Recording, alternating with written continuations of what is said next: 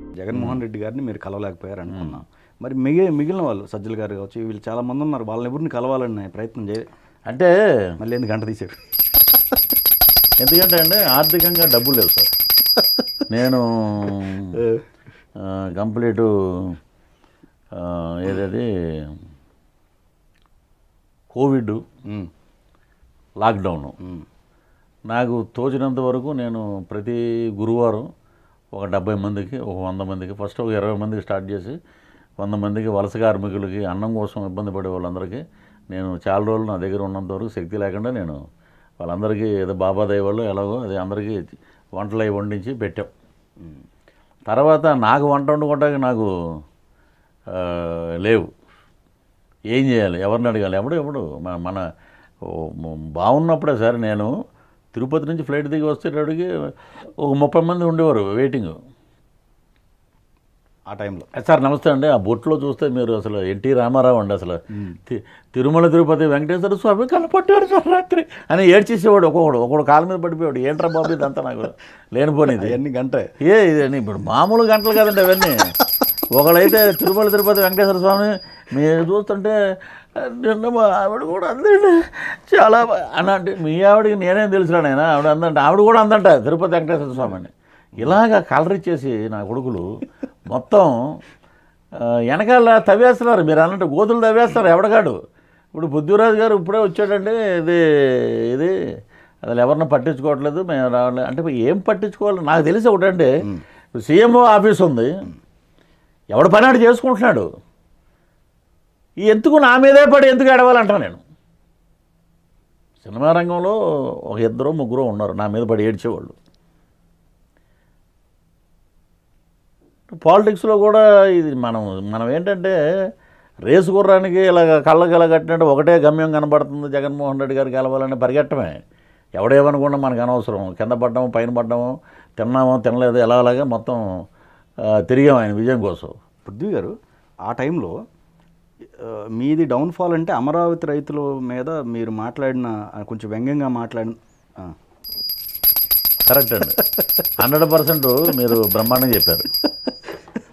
నేను దురద అంటారు చూసారా, గజ్జి తామర జాలిం లోషన్ అని మా తాడేపల్లిలో బొమ్మలు ఉంటాయి గోండి, ఎక్కువగా పూసుకున్నానండి. ఓకే, దురద ఎక్కువైంది. నా ఉద్దేశం ఏంటంటే జగన్మోహన్ రెడ్డి గారి మీద ఎవడైనా అవాకు చవాకులు మాట్లాడారంటే ఒక రేసు కుక్కలా పడిపోవటమే. నా పాలసీ అదండి. ఇది రెండో మాటలు ఉండవు. పైకి కద్దరు డ్రెస్సులు వేసేసి ఏంటమ్మా అలా నాకు చేత కాదు. మాట్లాడాలంటే ఎన్నో సరిగ్గా ఏం చేసాడరా నీకు జగన్మోహన్ రెడ్డి. చిన్న ఏజ్లో ఉన్నవాడు సీఎం అయితే మీకు తట్టుకోలేకపోతున్నాను. మీరు ఫస్ట్ ఇచ్చేది నేనండి ఇండస్ట్రీలో. నేను ఫస్ట్ 10 ఏళ్ళ క్రితం పార్టీలోకి వెళ్ళింది. నాకేమో కోట్లు ఇవ్వలేదుగా, నాకేమీ కాంట్రాక్ట్లు ఇవ్వలేదుగా, ఓన్లీ హార్ట్. నా మనసులో ఆయన ఉన్నాడు అంతే, ఆయనకి పని చేయాలి, నేను డిసైడ్ అయ్యాలి. సరే ఇక ఇప్పుడు ఎక్కడో డివేట్ అయ్యాం గంట అమరావతిది. నేను ఒంగోలు వెళ్ళానండి. ఒక మహానుభావుడు ఒంగోలులో వెళ్ళాం. అక్కడికి వెళ్ళాక రాజశేఖర రెడ్డి గారి బొమ్మ పార్టీ ఆఫీస్ కనపడింది. అలా వెళ్తా షూటింగ్ వెళ్తా చూసి మా గురువుగారు ఉన్నారు, ఇక పదండి అనే పార్టీ ఆఫీస్లోకి వెళ్ళాం. అప్పుడు ప్రెస్ మీట్ పెట్టండి, ప్రెస్ మీట్ అమరావతి రైతులు. ఇప్పుడు నేను మాట్లాడాక అందరూ మాట్లాడారు అసెంబ్లీలో. నేను ఇప్పుడు ఎవరు పెయిడ్ ఆర్టిస్టులు ఎవరు ఇంకొకటి ఇది నేను అక్కడున్న రైతులను ఎప్పుడు నేను మాట్లాడలేదండి. ఇప్పుడు వాళ్ళే నెట్లో పెట్టుకున్నారు రాజధాని పేద రైతులు ఎవరంటే పత్తిపాటి పుల్లారావు, చంద్రబాబు నాయుడు గారు, లోకేష్ వీళ్ళ పెట్టి వీళ్ళ రాజధాని పేద రైతులు అన్నా నేను.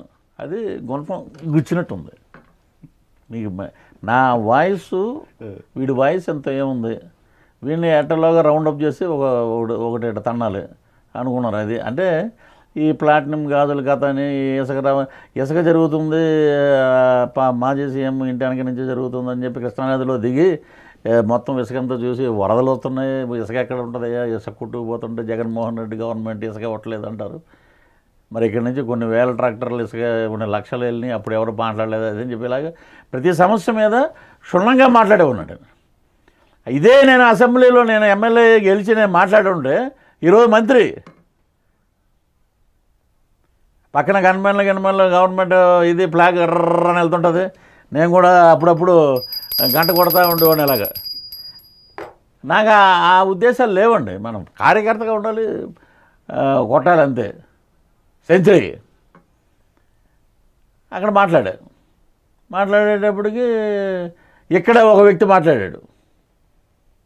ఆయన కూడా వైఎస్ఆర్సీపీని అభిమానించే వ్యక్తి, పెద్ద ఆయన, చాలా పెద్ద ఆయనండి. ఆయనకున్న ఆస్తిపాస్తులు, ఆ స్తోమత, ఆయనకున్నటువంటి అన్ని కౌశలాలు, నటనా కౌశలాలు, చదువు అన్నీ ఉన్నాయి ఆయనకి. పోసాని కృష్ణమురళి ఆయన ఎందుకంటే రీసెంట్గా ఒక సినిమా కూడా చేసాం మేము. అంటే మీరు నమస్కారం సార్ వర్గాన్ని అనబట్టి ఆయన అన్నారు తప్ప వేరేదేం కాదు. వర్గం ఆ వర్గాన్ని అన్నారని ఆయన నేను ఇప్పుడు పాలిటిక్స్కి వచ్చాక వర్గాలు ఉండవండి. అంతే, దాని మీద రియాక్ట్ అయ్యారు. ఇప్పుడు ఎప్పుడైనా చూడండి, అంటే మీరు ఒప్పుకున్నారు వర్గాన్ని అన్నారని. వర్గం మీన్స్ అంటే ఆ రైతులు గాజులు తొడుక్కోకూడదా, అంటే బంగారపు గాజులు వేసుకోకూడదా అనే దాని మీద రియాక్ట్ అయ్యారు. అసలు అది కాదులేండి, వేరే ఏదో మొత్తానికి ఏదో జరిగినాయి, ఫ్లెక్సీలు తగలబెట్టారు. మీరు కూడా సారీ చెప్పారు. నేను మాట్లాడాను. నేను మాట్లాడింది ఒకడిని, అదేదో చెలవలు పలవలు చేసి మొత్తం చేశారు. ఇప్పుడు అవే అసెంబ్లీలో మాట్లాడుతున్నారు. సరే అయిపోయింది. నేను భోగి పండుగ రోజున అరుణాచలం వెళ్తున్నాను. నేను అందరికీ శుభాకాంక్షలే, మీ అందరికీ, మీరందరూ నేను తప్పుగా మాట్లాడితే మీ పృథ్వీరాజు క్షమాపణలని కూడా చెప్పాను. నేనేంటంటే వాతావరణాన్ని ప్రశాంతం చేశా. ఎందుకో కొంతమంది నా మీద పడి ఏడుస్తారు. ఒకటేనండి, జాంపల్లే అని అంటే నీకు నోరు ఉంది కాబట్టి నేను జాంపల్లే అని నమ్ముకుంటున్నా. జాంపల్లే అనుకుంటే నీ ట్రెండ్ అది, నా ట్రెండ్ ఇది. దానికి నా మీద పడి ఏడిస్తే ఉంది. జాంపల్లే అనగానే బాబు జాంపల్లి ఇటు ఏది బాగున్నాయి అనుకుంటారు. నాది అది, నేను అమ్ముకున్నాను అలాగా. వాళ్ళకి నచ్చాను, నాకు ఇచ్చారు, పట్టమనడం కూడా నచ్చలేదు, బయటికి తోచారు, అయిపోయింది. నువ్వు జాంపల్ అని ఇలా ఉంటే మా మీద బుర్ర చల్లితే ఎలాగా చెప్పండి ఇవన్నీ.